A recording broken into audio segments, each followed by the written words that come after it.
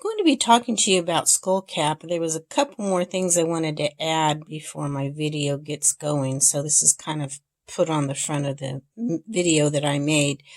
Skullcap is in the mint family. It has a square stem and kind of alternating leaves like most of your, like your mints do. And most mints are very aromatic, or skullcap's not as aromatic like lemon balm or spearmint or peppermint or something.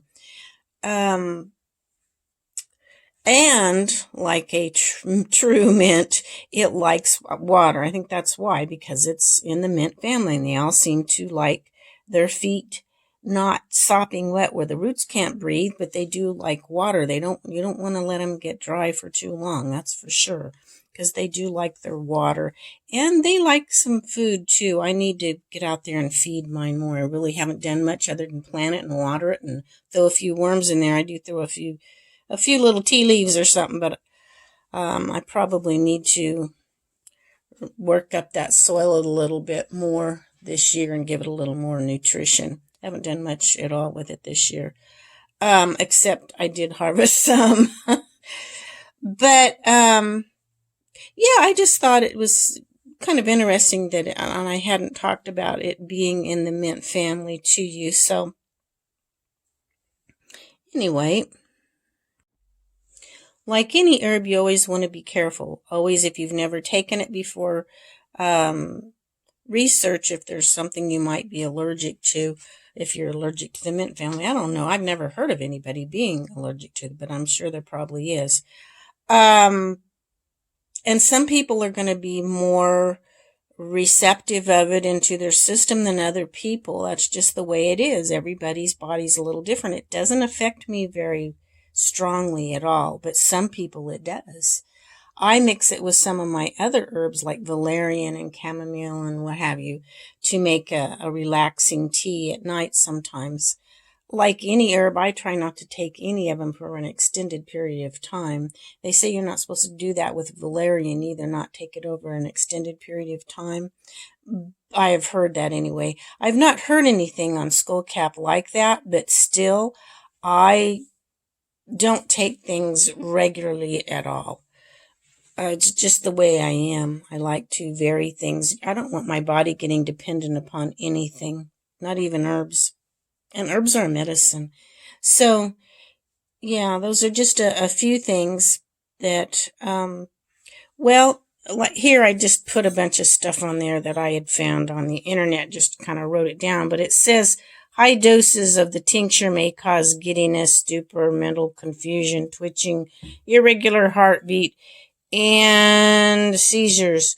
Well, that depends how strong it is and how much you take. And that can happen with a lot of stuff. I noticed that. I may take this off here and relabel it because some of this is more, almost sounds like it's chasing you away. And this is really a pretty safe herb. But like I said, like with anything, it depends upon you. Any new herb, like any new food, like a baby, when you start a baby out with food, you just start out one food at a time and give them a little bit and see how their body's going to react to it. Are they going to react to squash? You feed them squash, and next food you might introduce is green beans. And are they going to react to the green beans? It's the same thing, except as adults, this is with your herbs. You just don't take something that has a mixture of herbs and you have several in there that you're not used to. Try each thing one at a time and get used to it. Skullcap, if you've never had it, just try a little and see how you do. With me, when I did that, I didn't notice anything. So now I take a good tincture full of it with some, and then I may take a valerian with it, because skullcap is not real strong with me. It's a very gentle mental relaxer type thing. It's for your nerves too, but it works more on the mind. I think. But yeah, I mix mine with other stuff, and the synergistics of mixing a few different herbs seem to really work well together for me. But each of those herbs I'm already familiar with in my body. You need to get familiar with each herb individually before you start combining. But so much for all of that. Let's get on with the rest of this video.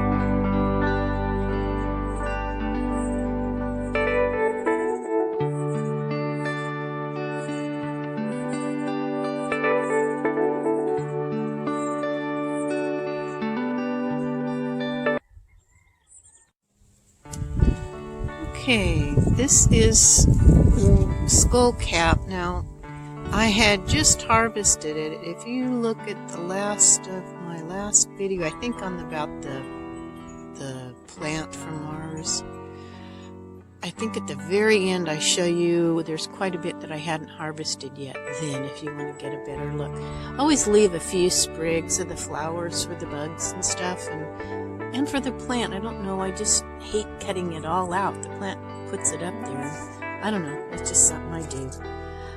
But if you notice, I have it in this little pool because this is Skullcap, and Skullcap likes moisture and kind of a dampness. So if you were out walking, now this grows wild too, and if you're out walking around, you might find it somewhere where the ground is fairly damp or it gets a lot of moisture. Now, I've read some people say you have to have full sun. It doesn't tolerate any shade. Others say it can take a little bit of shade, whatever. This gets, amazingly, it gets quite a bit of shade, but it does get sun. It gets some morning sun and the evening sun, as you can see right now. It's probably about 6:30 in the evening in May, the first part of May. So it really has done pretty well. Also, I've read where it likes a fertile soil. Now, I really haven't given it much food, but it's been very well. I'm getting ready to put some pellets down. I'll put a few and mix into the dirt because it needs it for the year. But I don't know. I haven't done a whole lot with it other than plant it and water it, and it gets the sun. And when I first planted it, if I find a worm or something, I'll throw in there to build up the worm population in the dirt because they're really good.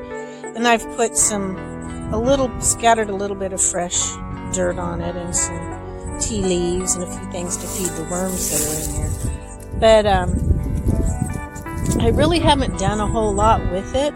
It grows in the wild without a whole lot, but it picks its areas that it'll thrive in too, so it knows what it wants. And you get quite a bit of nutrients in the wild from the trees and the creek sides and stuff like that. Let's take a little bit closer look at the flowers. Okay, I'm trying to get it to focus in so you can see what the flowers look like. They're slightly closed right now, maybe because it's in the evening.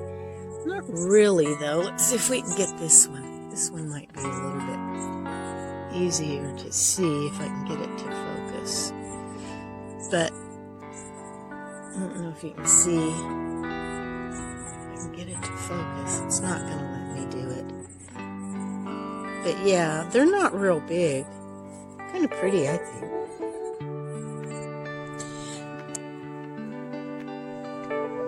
Now, Skullcap, it's said to help with a lot of different things, but it's mainly known to calm anxiety.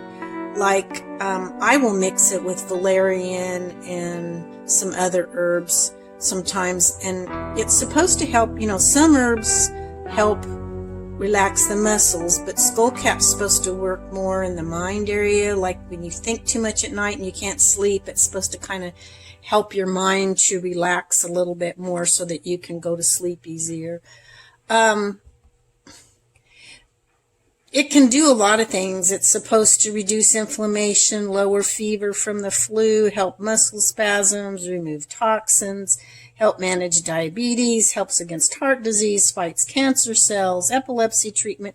Now, I can understand the epilepsy treatment because of kind of, like I said, it's known more to work in the mind area of calming you.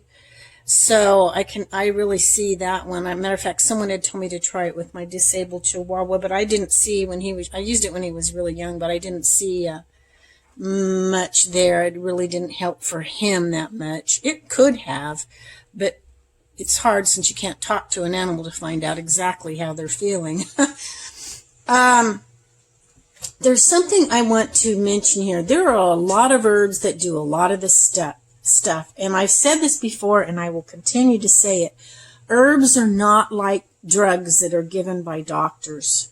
Herbs don't just work like you take a pill for something. Now, sometimes an herb will work right away for something, but in general, it's something you want to incorporate into your everyday lifestyle. I'm a person that, especially lately, I find I'm really tense and my teeth are gritted together when I wake up at night and stuff like that. So sometimes I will make a tea with skullcap and chamomile and valerian and that kind of things. And before I go to bed to help try to relax me a little bit so that I can go to sleep. Or, something like that, like I tried it on my dog or things like that. But in general, you just want to get, because a lot of herbs do a lot of these things, like reducing inflammation or fighting against cancer cells or helping with the heart, like I think of hawthorn. Today I made a tea this morning where I had soaked my hawthorn berries overnight, so I put them in a pan with some, I thought, I haven't taken any elderberry for a while, so I put some elderberry in with it and some other different dried berries that I had, a little bit of, what else did I put in it? Some licorice, a little bit of licorice root, and I boiled it for a few minutes and then let it set for about an hour. And just after I had let it set about 10 or 15 minutes, then I put in a handful of rose hips. I didn't want them to boil because I wanted to try to keep the vitamin C that's in the rose hips. And then when that was all done, I added some apple juice to kind of sweeten it a little and made a nice tea. It's been kind of hot in the days, so actually, though, I just finished drinking a cup of warm tea. I just love it warm, but it's also good cold with ice cubes. So, what I was going to say about the hawthorn berries are known to help the heart. So there's a lot of different herbs that work in a lot of these areas. The important thing is that you get every day, you find ways to incorporate herbs into your lifestyle, because herbs will build your immune system up and help you, and they're enjoyable, but we all get in the habit of just the habit of doing whatever it is that we do. Make it a habit, build a habit of using herbs. And that's what a lot of my videos are, is how different ways that I incorporate herbs into my everyday lifestyle. I do have a lot of those, plus talking about the herbs. But anyway, I'm going to leave you with that. And if you have any questions, leave down below any questions you might have. I do appreciate the comments and the thumbs up, because that helps get my video out so that others can learn things from my videos as well. And I like to share. I hear people talk about herbs once in a while, but there's not a whole lot about herbs out there. And a lot of people that talk about them just say things they've heard of this or that. They're really, sometimes I hear disinformation on herbs. It's not quite right. But that's okay. We need to all research. And even whatever I tell you, research it, look it up. And if you decide it's an herb you want to add to your collection, then do so. They're just a wonderful blessing that God has given us. And I hope that you all share in that blessing by using them. I will bid you all adieu, and we will catch you next time. Thank you. Bye now.